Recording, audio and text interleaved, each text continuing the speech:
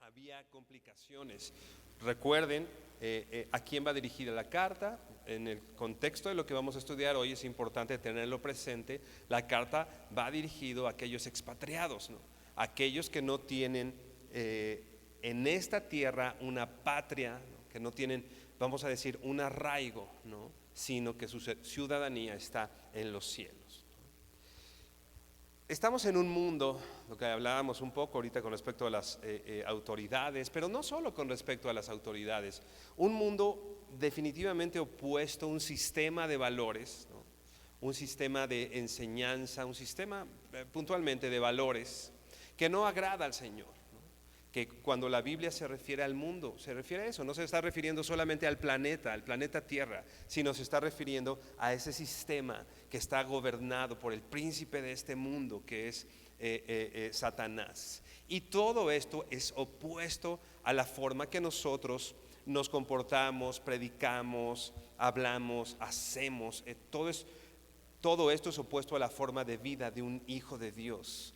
Entonces es importante que nosotros sepamos que el cristianismo es contracultural, es contracultura. No nos adaptamos a este mundo. La cultura puede decir tantas cosas. Decíamos, no solo que los gobiernos lo digan, sino la gente alrededor, la cultura en sí, los libros, la escuela, la ideología que gobierna actualmente. Pero nosotros estamos contra la cultura. Nosotros vamos remando contra corriente porque no somos de este mundo. Como hemos estudiado en la primera carta de Pedro, hemos visto y sabemos que tenemos una posición de privilegio en Cristo, ¿no? Veíamos la semana pasada, ¿no? Que somos reyes y sacerdotes, ¿no? Una posición de privilegio, hemos sido llamados, escogidos. Y decíamos, reyes y sacerdotes, pero no solo para sentirnos bien y poderosos, sino para anunciar las virtudes de aquel que nos llamó de tinieblas a su luz admirable.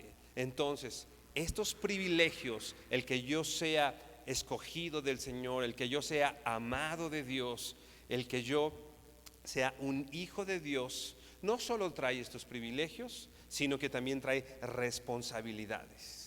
Trae cosas que son deberes para un hijo de Dios. Cosas que si nos llamamos hijos de Dios es imperativo, es un mandamiento, ¿no?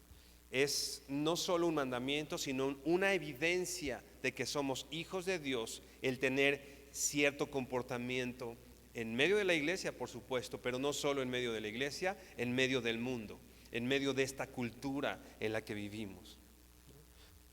El apóstol Pedro nos está enseñando en esta carta y particularmente en los pasajes que vamos a ver hoy, cómo debemos vivir aquellos que tenemos una relación con el Señor. Los que somos cristianos, cómo debemos vivir en medio de este mundo.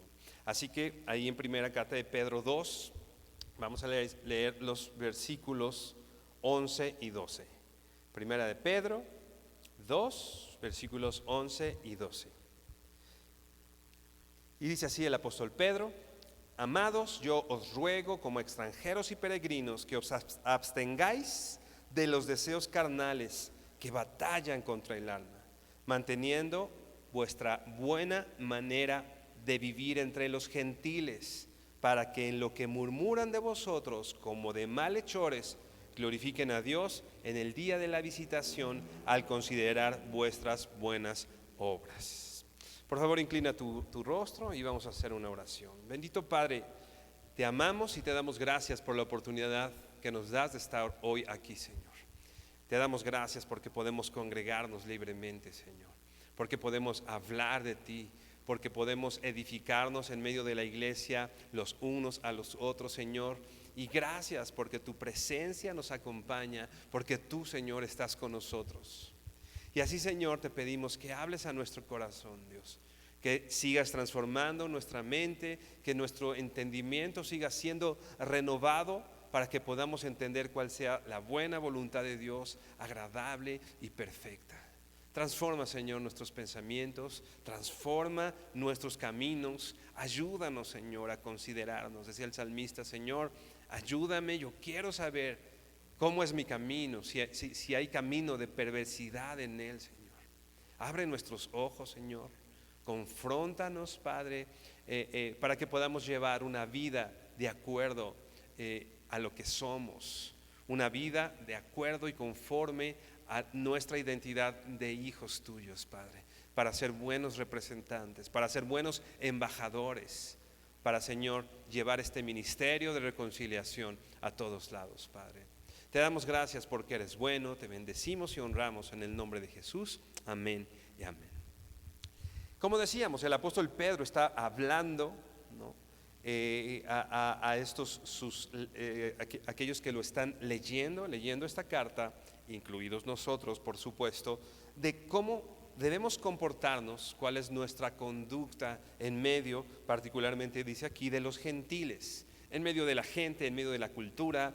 Y bueno, es muy común que la conducta, vamos a llamarle así, escandalosa, la conducta no congruente con la fe de algunos cristianos, es la que le da el combustible a muchas personas para que puedan ser críticos, para que puedan para que puedan acusar a la iglesia, a los hijos de Dios. Siempre va a haber gente hablando en contra de nosotros, pero definitivamente algunos, como decimos aquí, algunas conductas de algunas personas que se dicen ser cristianas le dan el combustible, le dan el material necesario a estas opiniones, a estas acusaciones. Déjame leerte una frase de un predicador llamado Alexander McLaren. Dice así: el mundo saca sus ideas acerca de Dios principalmente de las personas que afirman pertenecer a la familia de Dios. Una vez más, el mundo saca sus ideas acerca de Dios principalmente de las personas que afirman pertenecer a la familia de Dios. Nos interpretan mucho más de lo que leen la Biblia, pues a nosotros nos ven mientras solo oyen acerca de Jesucristo. Probablemente tu vecino, probablemente la persona que vive al lado, enfrente de tu casa, probablemente tus compañeros de trabajo, tu familia que tal vez no conoce al Señor, la opinión que tiene formada con respecto a la iglesia, la opinión que tiene formada con respecto al cristianismo, la opinión que tiene formada incluso con respecto a Dios, está o la ven a través del filtro de tu vida, del filtro de nuestras vidas. Frases, por ejemplo, soy cristiano. ¿Por qué? Porque hace algunas semanas llegábamos a un lugar con algunos de los pastores íbamos a comer ahí, y de alguna manera la señorita que nos atendía vio que éramos cristianos, ¿no? Y empezó a decir, los cristianos, y verdad que los cristianos no deben decir mentiras, ¿no? Pero más bien estaba con sus frases, con sus dichos, acusando a los cristianos. ¿Verdad que se supone lo que los cristianos no deberían hacer esto? Tenía una opinión formada. Yo no sé, quizás era solo un pretexto, yo no sé qué había en el corazón de esta persona. Lo que sí sé es que seguramente el filtro por el cual ella tenía la opinión formada del cristianismo o la opinión formada de los hijos de Dios, ese filtro no era el adecuado. Probablemente un vecino, como decíamos, un compañero de trabajo, un amigo que decía ser cristiano, le dio un mal ejemplo, ¿no? Y quizás eso es un pretexto, pero finalmente, como decíamos, le dio el combustible, le dio la gasolina necesaria para encender las acusaciones contra los hijos de Dios. Dice, nos interpretan mucho más de lo que leen la Biblia. ¿Qué hará más tu jefe en el trabajo? ¿Leer la Biblia o leerte a ti? Probablemente un compañero de trabajo pasa contigo 4, 5, 6, 8 horas al día y seguramente muy pocas veces en su vida ha leído la Biblia. En realidad, estas personas, como dice este predicador, te lee mucho más a ti, nos lee mucho más a nosotros, porque a nosotros nos ven, porque a nosotros lo que nosotros hacemos hacemos evidente quiénes somos. Como decíamos, si nosotros somos reyes y sacerdotes para dar un anuncio, nuestra vida debe ser congruente con el mensaje que damos. Textos antes lo veíamos ya. Nos llamó para ser reyes y sacerdotes, para anunciar las virtudes de aquel. ¿Cómo anuncio las virtudes de aquel que nos llamó de tinieblas a luz? No tengo que irme anunciando yo mismo. ¿Y quién soy yo? Mi mensaje es anunciar que Él es bueno, que Él es santo, que Él es justo. Pero ese anuncio yo lo doy con mi vida. Puedo decir, Dios es bueno y Dios es amor. Pero dice Primera de Juan, pero si tú no amas, probablemente no has recibido ese amor de Dios. Entonces hay algo, como decíamos, en el filtro que transmite el mensaje. Entonces por eso es importante que yo como hijo de Dios, como rey y sacerdote que soy, para dar este anuncio, con mi vida aplique y tenga y sea congruente de acuerdo al mensaje que estoy dando. Dice la Biblia en Corintios que nosotros tenemos el ministerio de la reconciliación. Ministerio de la reconciliación. ¿Cómo lo describe Corintios? ¿Cómo lo escribe Pablo ahí? Dice, irle y decirle al mundo que Dios estaba en Cristo reconciliando consigo mismo al mundo. Un ministerio de reconciliación. Pero si yo no perdono, pero si a mí me hicieron y el que me la hace me la paga, pero si me cuesta trabajo reconciliarme, a lo mejor hay alguien que tiene una deuda conmigo y no estoy hablando exclusivamente de dinero. Sí, a lo mejor me hicieron algo, a lo mejor me maltrató, me dio una mala respuesta, a lo mejor esta persona sí hizo algo en contra mía, ¿no? Pero yo debo recordar el ministerio que tengo encargado por el Señor, el ministerio de la reconciliación, de reconciliación con Dios. Entonces imagínate, yo voy anunciando al mundo que hay reconciliación en Dios a través de Jesucristo. Pero si yo no vivo una vida de reconciliación con mi hermano, con mi prójimo, con mi vecino, con mi esposa, con mi esposo, este mensaje no es congruente. Entonces es importante hacerlo. Ve por favor a Mateo 5:16. Mateo 5:16, que dice así.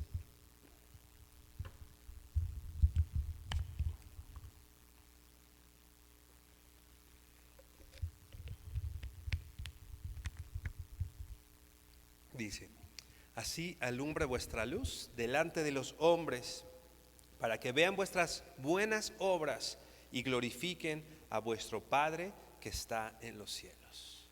¿Te das cuenta de quién dan testimonio nuestras buenas obras? No de nosotros mismos. Ven nuestras buenas obras y dice aquí, y glorifiquen a vuestro Padre que está en el cielo. Nosotros somos representantes del Señor. ¿Y cómo vamos a hacer que la gente que no conoce al Señor lo conozca?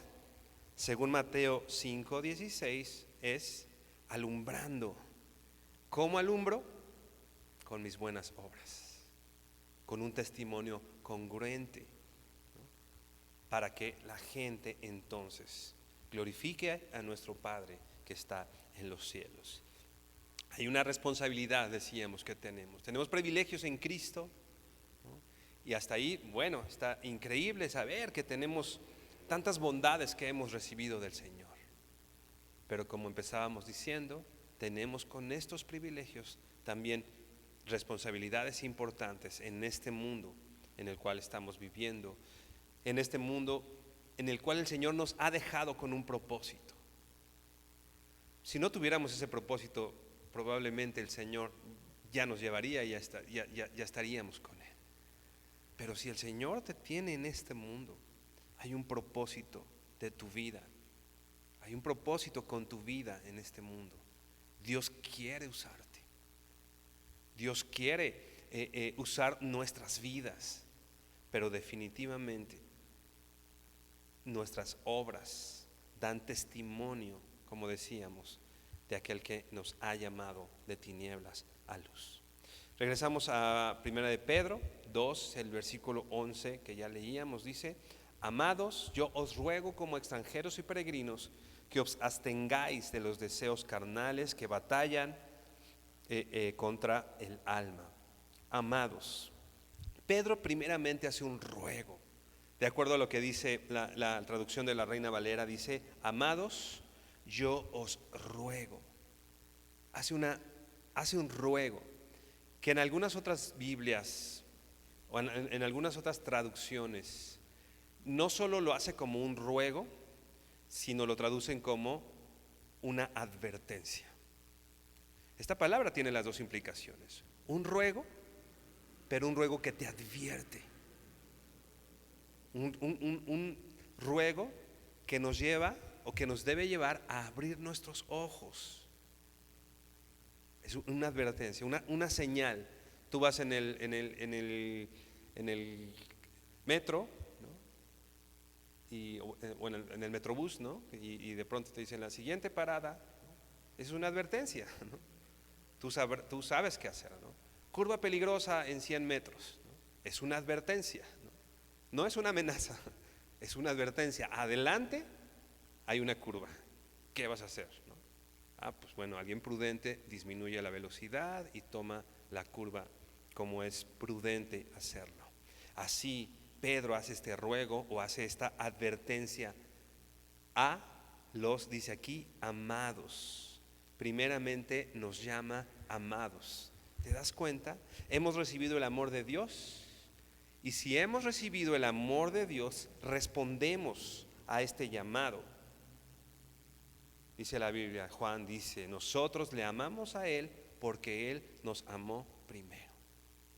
Y es importante que sepamos que somos amados del Señor, porque esto nos da esa identidad de amados. Decíamos, nosotros le amamos a Él porque Él nos amó primero.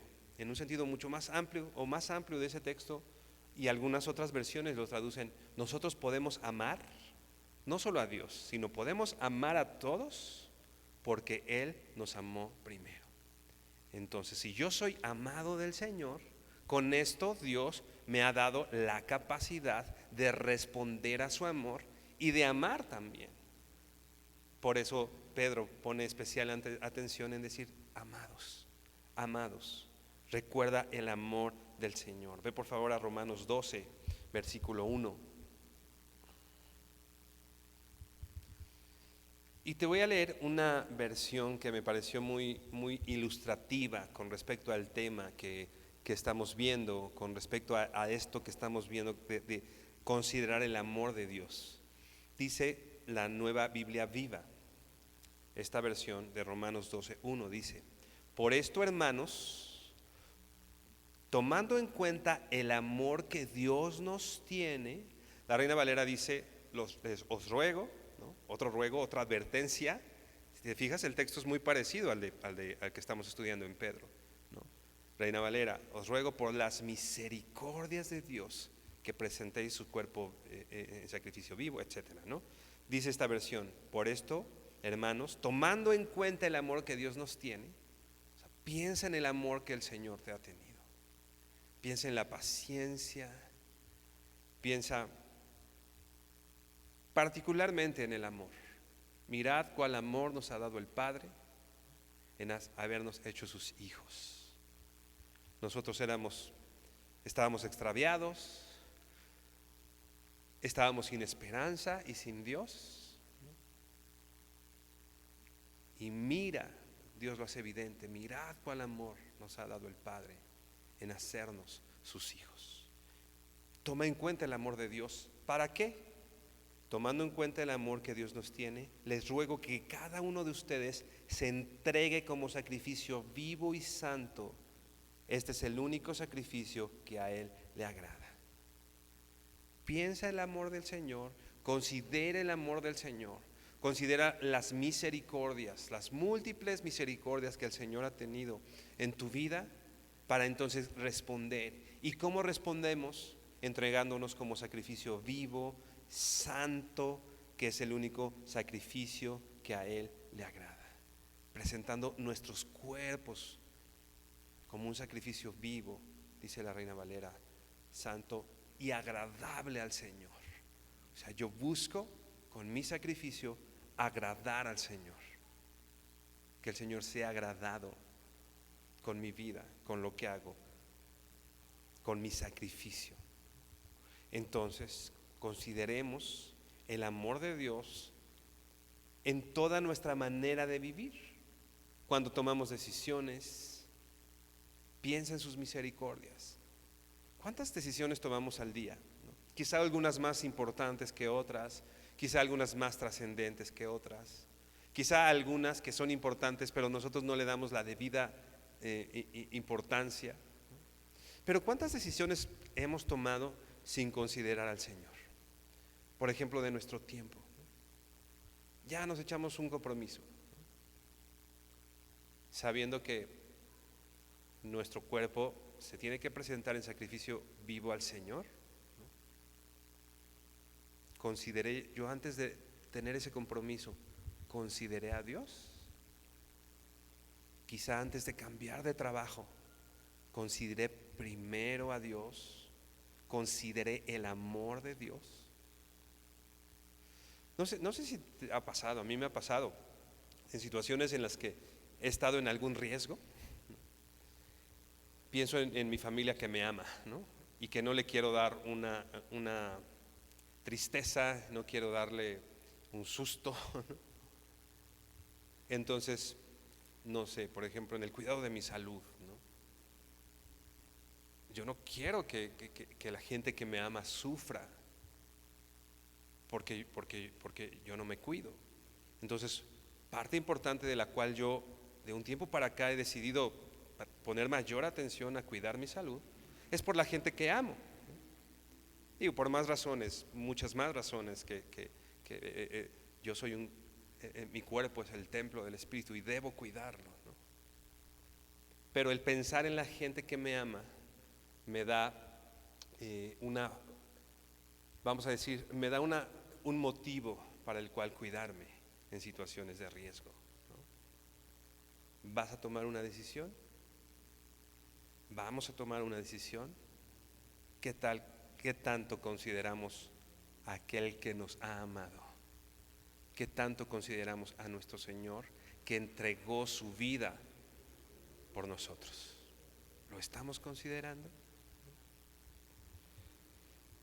Consideremos entonces el amor del Señor en nuestra manera de vivir, en nuestro actuar diario, en nuestro día a día. Vamos a verlo un poquito más adelante. Pedro está apelando justamente, como decíamos, a esta identidad de amados del Señor, ¿no? Si eres amado de Dios, respondes como tal. Y está muy interesante el texto, porque primero nos dice amados, pero también apela a nuestra identidad de peregrinos, ¿no?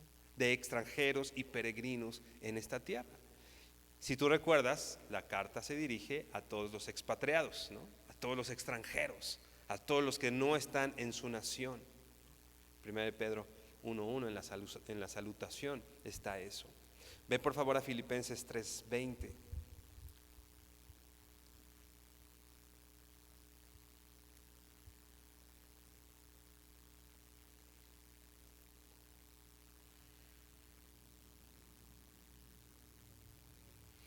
Dice así, Filipenses 3:20, mas nuestra ciudadanía no está en los cielos, de donde también esperamos al Salvador, al Señor Jesucristo. Somos extranjeros, somos amados, de acuerdo a lo que está diciendo el apóstol Pedro, amados, yo os ruego como a extranjeros y peregrinos. Otra vez, nuestra identidad de amados, pero también de extranjeros. Esta palabra extranjeros literalmente significa al lado de la casa, ¿no? Y la palabra indica, ¿no?, o se refiere a todo aquel que vive en una nación que no es su nación, en un país que no es su país, a alguien que es un forastero, ¿no? Este término se adapta particularmente a los cristianos que no pertenecemos a este sistema del mundo, pero que estamos viviendo en este mundo, porque estamos viviendo, ¿no? Si tú ves a un extranjero, si de pronto llega una persona hoy, no sé, de Argentina, y quizá puede tener muchas cosas en común, el idioma, pero simplemente al oírlo hablar, ¿no?, te das cuenta que es un extranjero. Hace evidente su identidad. Si tú de pronto llegara y empezamos a platicar con un colombiano, ¿no?, con un español, aunque cosas nos unen, el idioma, etcétera, pero es evidente, ¿no?, en la forma de hablar incluso. Me recuerda mucho a Pedro. ¿Tú te acuerdas cuando Pedro, el Señor es entregado y está Pedro ahí calentándose, ¿no?, a las afueras de ahí de donde estaban llevando a cabo el juicio, ¿no? Y de pronto la gente que está alrededor de él, ¿no?, dice: tú eres cristiano, ¿no?, tú andabas con el Señor. Y Pedro dice: no, no, no. Y lo niega, ¿no? No, tú andabas con él. Y se acuerda que él otra vez dice: no, yo no andaba con él. Y se acuerda que le dicen a Pedro, le dicen: tu forma de hablar te delata. Todos criticamos a Pedro porque negó al Señor, pero bueno, todos los demás discípulos, quién sabe dónde estaban. El único que estaba más cercano era Pedro. Pero ¿cuánto yo anhelaría que me dijera alguien: tú andas con el Señor, porque tu forma de hablar te delata? ¿Te imaginas que se puedan referir así de nosotros? Pedro hasta después empezó a decir groserías. Cuando le dijeron eso, hasta empezó a decir groserías. Pero con todo el intento de Pedro hasta de decir groserías, era evidente que él había estado con el Señor. Era evidente su identidad. Nosotros tenemos una identidad, decíamos, de amados del Señor, pero ahora también en esta tierra somos extranjeros. Y se nos tiene que reconocer como tal, como a Pedro. No podemos ser personas totalmente camuflajeadas con el sistema de valores de este tiempo y que nadie se dé cuenta, ¿no? Y que pase, yo me acuerdo una vez en la secundaria, me dice un compañero: tú eres hermano, ¿verdad? Pero yo no, la verdad es que no entendí su pregunta, ¿no? Hermano, y yo: pues sí, tengo un hermano, ¿no? Ah, sí, eres hermano. Yo: pues sí. Yo no sabía que se estaba refiriendo a que era cristiano, yo que tenía un hermano, ¿no? Y todavía me dice: ¿de los que lloran? Y yo así como que: ¿cómo? La verdad es que no entendí. Dije: no, porque yo creí que bueno, pues sí, me pega a mi hermano, pero pues, no me ha hecho llorar, no tan a menudo, ¿no? No sé, algo vio, yo no lo sé, que me dijo: tú eres hermano, ¿no? Porque definitivamente no fue que yo llegué a darle testimonio del Señor, definitivamente eso no fue. Y eso está mal, ¿no? Eso estuvo mal, yo debía haberlo hecho. Pero pasó algo que a él le hizo evidente que yo era, como él llamaba, hermano, ¿no? Entonces, no podemos, como decía, estar adaptados totalmente a este mundo. Si alguien no reconoce, sí es argentino, sí es colombiano, sí es español, sí es cristiano, se nota que es cristiano. Si no vamos de acuerdo a nuestra identidad, tenemos que hacer una introspección de nuestra vida, ¿no? Y ver primeramente si efectivamente somos, si efectivamente tenemos esta identidad de amados y de extranjeros, ¿no? Y dice extranjeros y peregrinos, ¿no? La Biblia, Dios habla hoy, traduce este texto o esta palabra peregrinos como aquellos que están de paso por este mundo, aquellos que están de paso.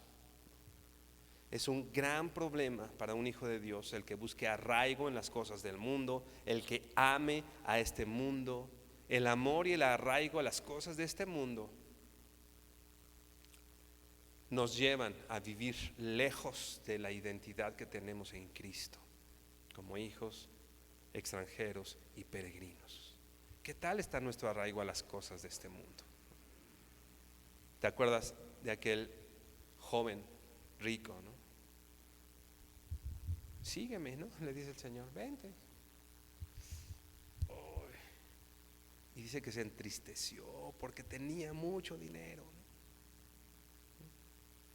No sé, al parecer, bueno, todo indica que más adelante sigue al Señor, pero en ese momento le dolió, ¿no? Y dice, se entristeció, ¿no? Una vez que le compartíamos a una persona del Señor, nos decía, no, pero es que, pues sí, todo lo que dicen está muy bien y es verdad y sí, pero a mí me gusta demasiado las fiestas, decía, y me gusta demasiado tomar y me gusta demasiado esto y no estoy dispuesto a dejarlo, ¿no? Arraigo. Imagínate, esta persona le tenía mucho más amor y apego a una fiesta que aquel que entregó su vida para darle la posibilidad de ser salva, ¿no? Suena absurdo, pero a veces nosotros como hijos de Dios estamos en la misma situación, ¿no? Tan arraigados a las cosas de este mundo, tanto nos duele dejar las cosas de este mundo, ¿no?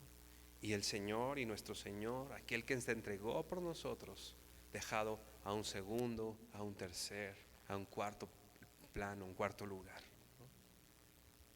Repito, es importante saber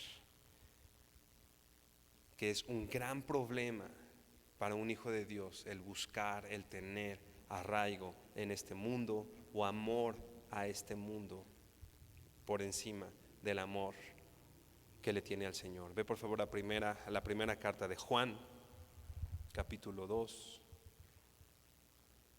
Juan capítulo 2.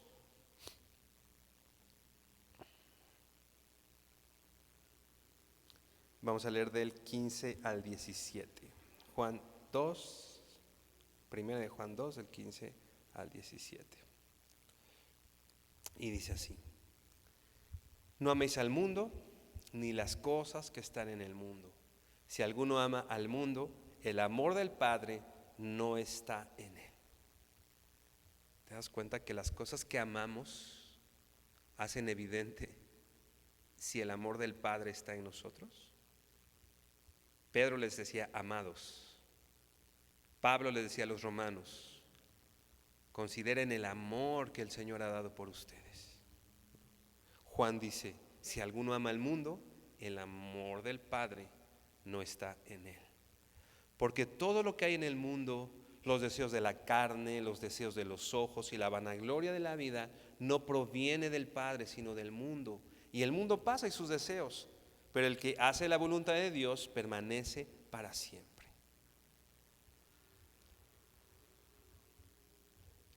Ahora, ya sabemos, o Pedro se refiere y nos habla y nos recuerda nuestra identidad. Amados, sin nuestra nación en esta tierra, sin arraigo en esta tierra, peregrinos, solo de paso, solo de paso, en esta cuestión del arraigo, ¿no? Cuando estás solo de paso.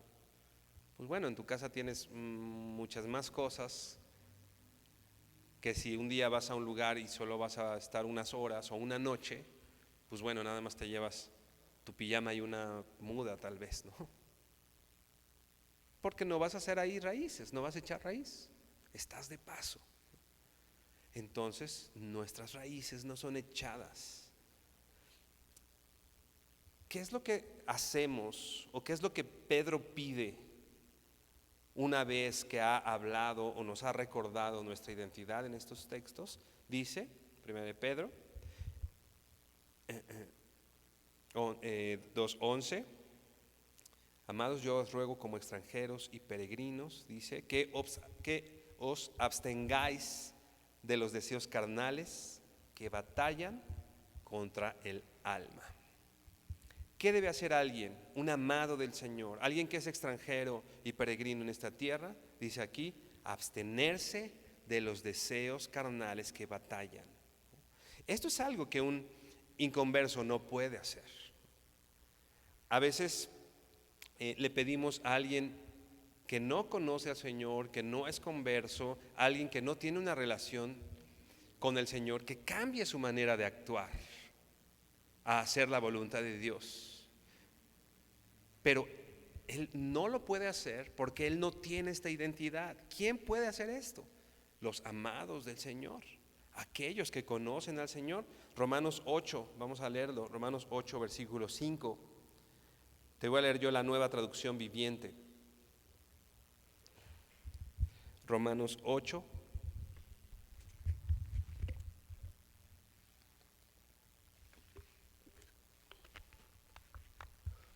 Dice así: los que están dominados, Nueva Traducción Viviente, los que están dominados por la naturaleza pecaminosa piensan en cosas pecaminosas, pero los que son controlados por el Espíritu Santo piensan en las cosas que agradan al Espíritu.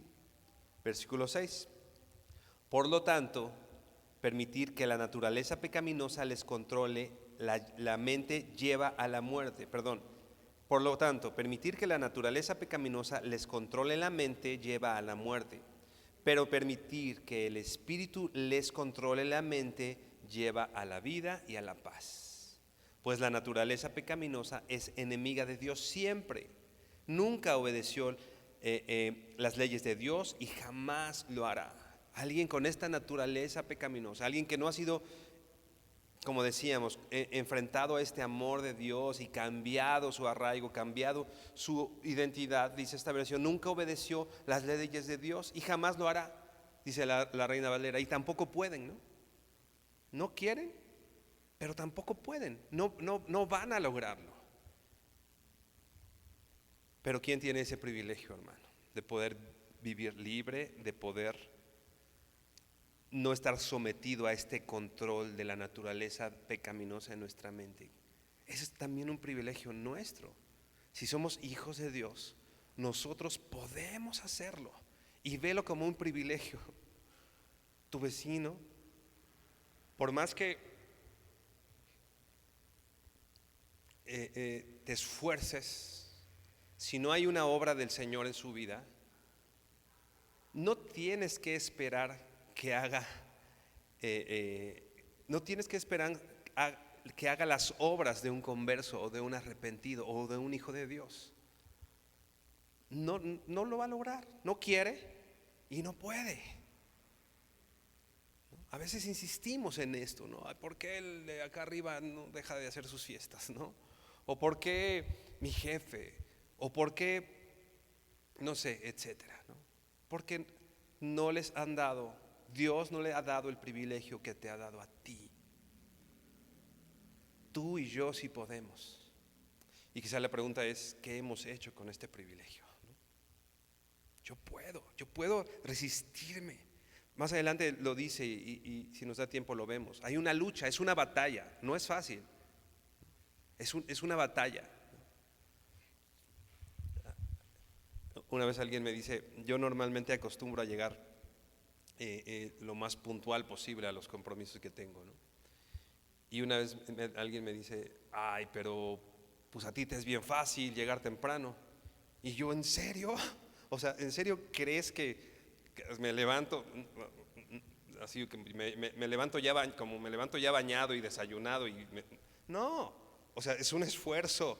O sea, me tengo que despertar antes porque sé que tengo que hacer esto y esto y esto. Es que el que yo esté puntual en esta situación no es porque me es fácil, es porque me esfuerzo en hacerlo, ¿no? Esto que está planteando el apóstol Pedro aquí, no es que no sea necesariamente fácil, es una lucha, es una batalla, es algo en lo que nos esforzamos. Pero repito, si tú eres un hijo de Dios, tienes la capacidad de hacerlo. Tienes al Espíritu Santo que te ayuda en esta lucha. Tienes al Señor de tu lado en esta lucha. Tienes el Espíritu de Dios.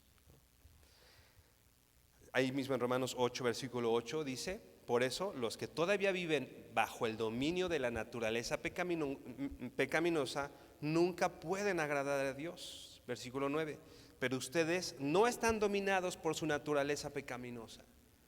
No quiere decir que no pequemos o que no tengamos esa concupiscencia que nos lleva a pecar o que estemos libres de la presencia del pecado. Lo que está diciendo aquí, que el pecado no me domina, no me domina. Pero ustedes no están dominados por su naturaleza pecaminosa, son controlados por el Espíritu si el Espíritu de Dios vive en ustedes. Y recuerden que los que no tienen el Espíritu de Cristo en ellos, de ninguna manera pertenecen a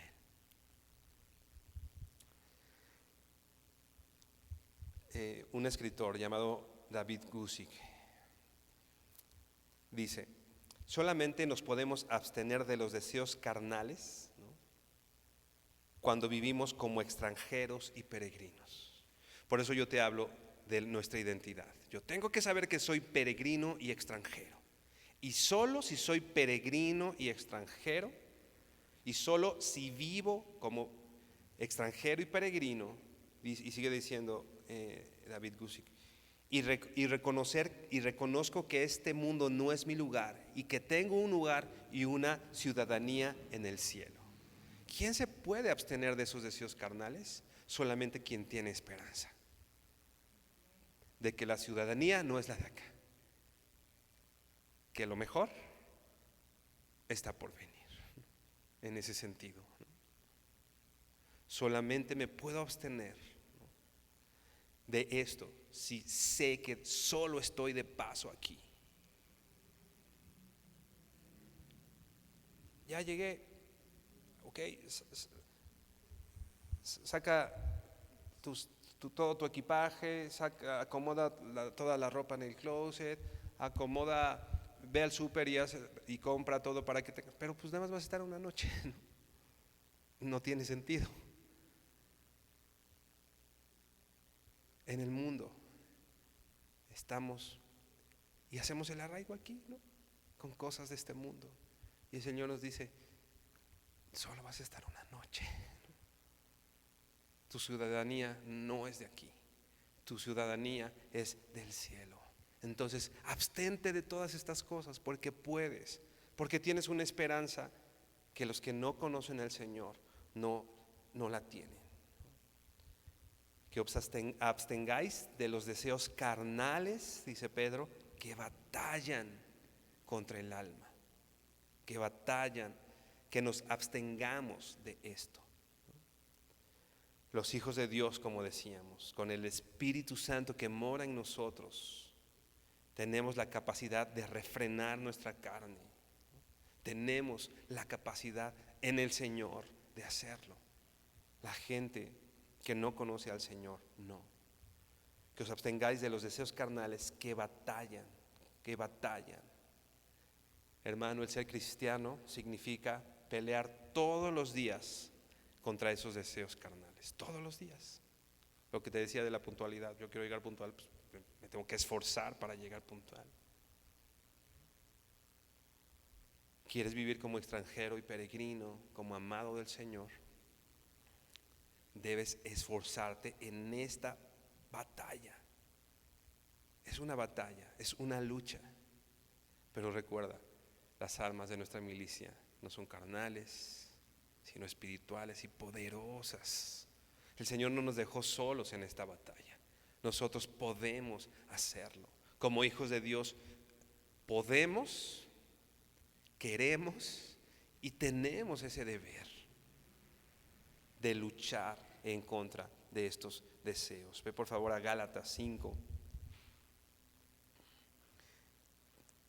Gálatas 5, versículo 19. ¿Cuáles son estos pecados o estos deseos carnales? A veces lo relacionamos solamente a la cuestión de sexual, pues, ¿no? Pero no, manifiestas, dice Gálatas 5:19, dice, y manifiestas son las obras de la carne, estos deseos carnales: adulterio, fornicación, inmundicia, lascivia, idolatría, hechicerías. Quizá hasta este momento decimos, no, sí están un poquito lejanas, ¿no? Como que estas no me cuestan tanto un trabajo. Pero después, enemistades, pleitos, celos, iras, contiendas, disensiones, herejías, envidias, homicidios, borracheras, orgías y cosas semejantes a estas, acerca de las cuales os amonesto, como ya os lo he dicho antes, que los que practican tales cosas no heredarán el reino de Dios. Nos abstenemos de estos pleitos, de estos celos, de la ira. Repito, como aquellos que tienen esperanza en que su ciudadanía no está en esta tierra, en aquellos que se saben amados por el Señor. Regresamos a la primera carta de Pedro.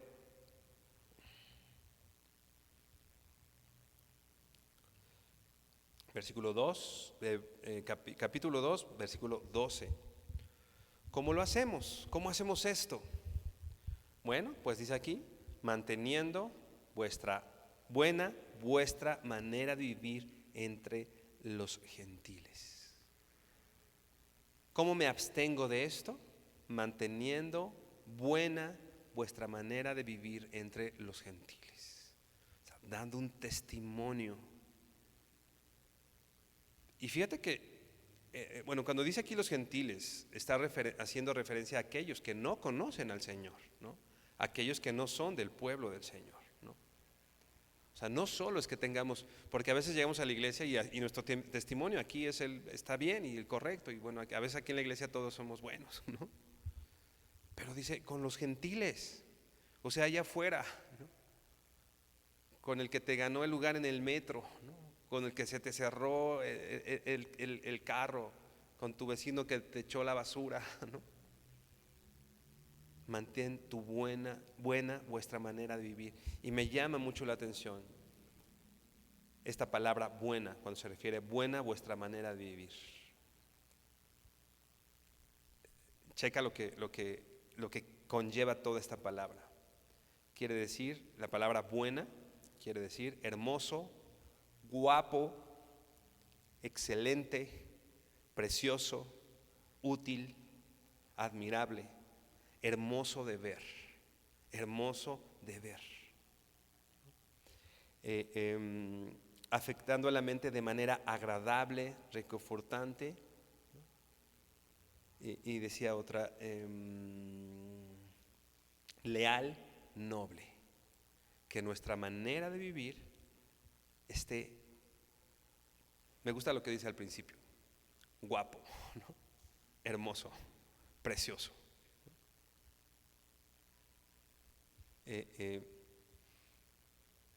¿Cómo está arregladita o de qué manera está arregladita nuestra manera de vivir? ¿Cómo la perciben los gentiles? ¿O cómo la percibe la gente que no conoce al Señor? E incluso la que conoce al Señor. ¿Cómo es tu manera de vivir? Todos los días, todos los días. ¿Qué dirá nuestra esposa de nuestra manera de vivir? Nuestra manera de vivir está guapa, arregladita, bien, presentable, preciosa. ¿Qué dirá tu esposo? ¿Qué dicen tus hijos? ¿Qué dice tu jefe? ¿Qué dicen tus vecinos? ¿Cómo doy muestras del amor que Dios me ha dado? ¿Cómo doy muestras de que soy peregrino y que no tengo arraigo en esta tierra? Manteniendo mi testimonio manteniendo una manera de vivir buena, loable, hermosa, honorable delante de los que no conocen al Señor. Y dice aquí, para los que en lo que murmuran de vosotros como de malhechores, glorifiquen a Dios en el día de la visitación al considerar vuestras buenas obras. En este tiempo los cristianos eran atacados, si tú recuerdas, eran perseguidos. Y mentían en contra de ellos, ¿no? Había chismes en contra de los cristianos, cosas que no eran ciertas, ¿no? Por ejemplo, ¿qué chismes corrían entre los gentiles o los paganos, ¿no?, con respecto a los cristianos en ese tiempo? Por ejemplo, decían de ellos que los cristianos, cuando tomaban la cena del Señor, comían la carne y bebían la sangre de un bebé, ¿no? Eso decían de ellos, ¿no? Se están comiendo la carne y la sangre de un bebé, cosa que era una mentira, pero decían de los cristianos eso para acusarlos, ¿no? Para acusarlos, ¿no? Decían que los cristianos eran antisociales, ¿no?, que eran inmorales, que estas reuniones llamadas ágapes, ¿no?, donde se reunían y oraban y compartían, decían que eran orgías descontroladas. Había chismes en contra de los cristianos. El hecho de hacer notar en los hijos de Dios en este tiempo es que las vidas de los cristianos derrotaron la calumnia con sus testimonios. La gente siempre va a hablar. Hagas bueno o hagas mal, la gente va a hablar. No seas vencido de lo malo, sino más bien vence con el bien el mal. ¿Alguien está hablando mal de ti? A veces lo que queremos es sacar una esquela en el periódico y decir es mentira, ¿no? No es cierto. O decirle a todos, alguien levanta un chisme en contra de mí y pasar con cada uno de ustedes y decirle no es cierto, no.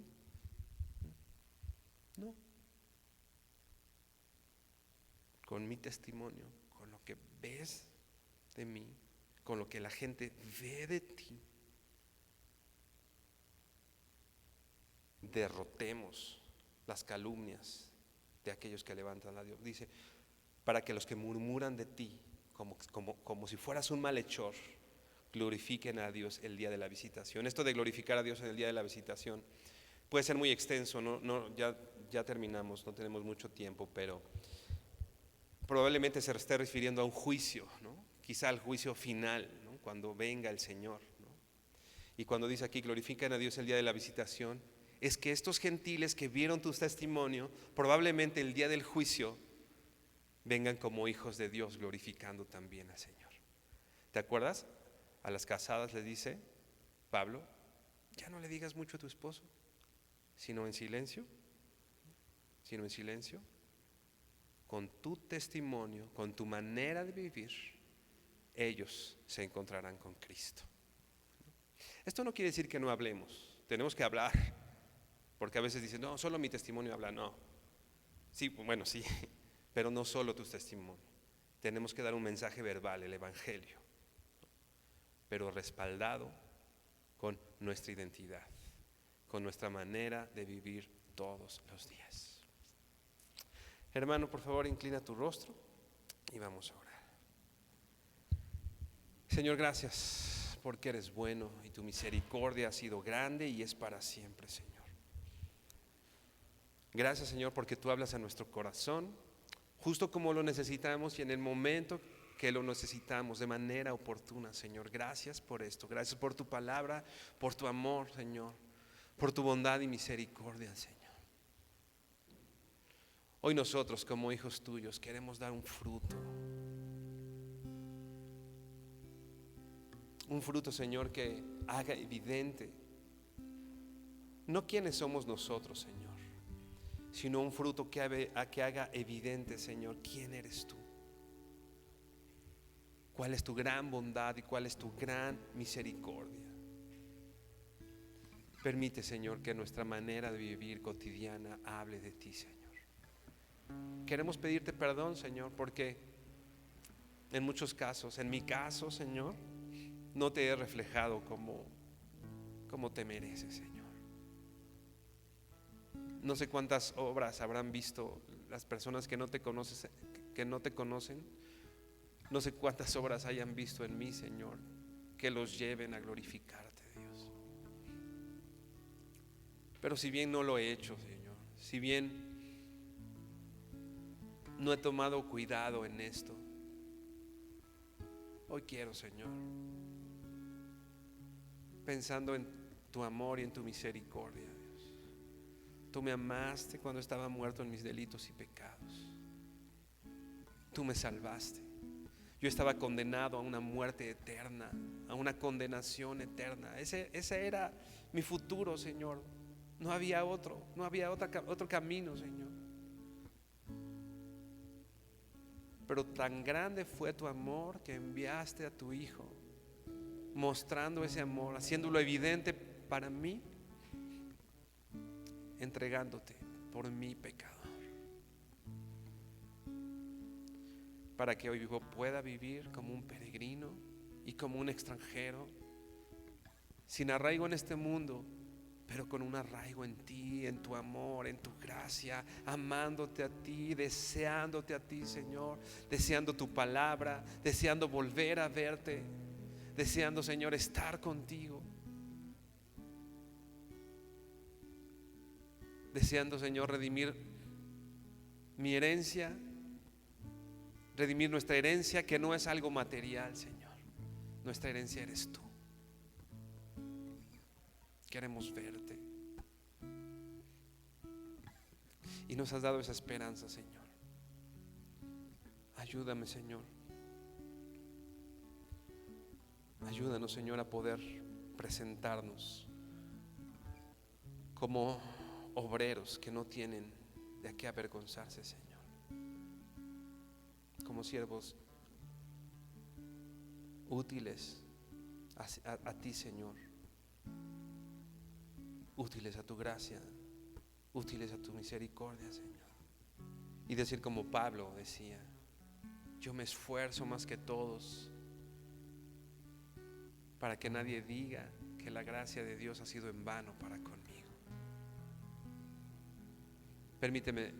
Permítenos como iglesia llevar esa vida que testifique de ti, que hable de ti, que muestre tu gloria, que nuestra luz alumbre delante de los hombres, que ellos, viendo nuestras obras, puedan llegar a un día a glorificarte a ti, Señor.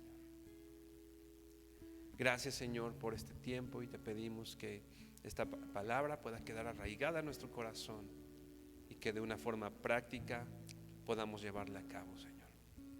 Te honramos y bendecimos en el nombre de Jesús. Amén y amén. Mis hermanos, que el Señor los bendiga.